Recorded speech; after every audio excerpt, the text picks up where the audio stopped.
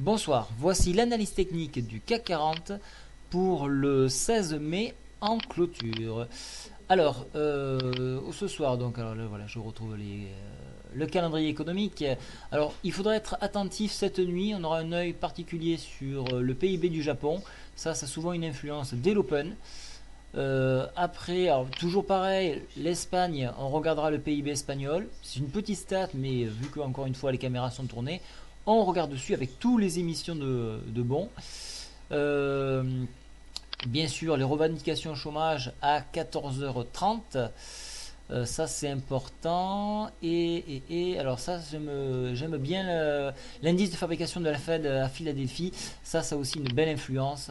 Donc on regardera ceci. Et le gaz naturel, non, pas une grosse importance. Voilà, je vous ai tout dit sur ce qu'il y avait au niveau du calendrier.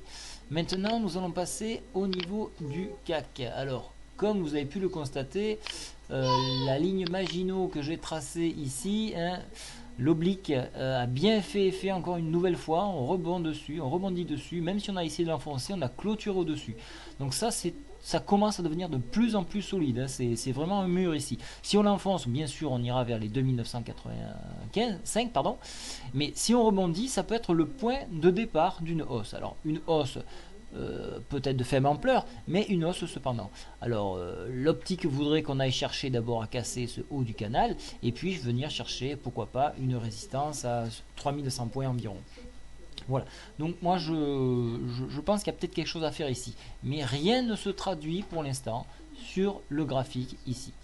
Alors au niveau de l'analyse technique, la MACD ne présente aucun signe de retournement, donc c'est négatif.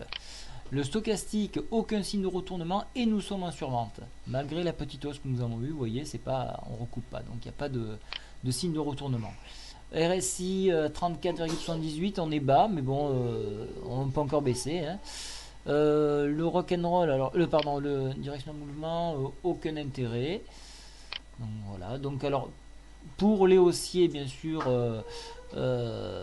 on peut penser que ça remonte à ce niveau-là. Hein. Et pour les baissiers, en cassure, on ira chercher donc ce support ici.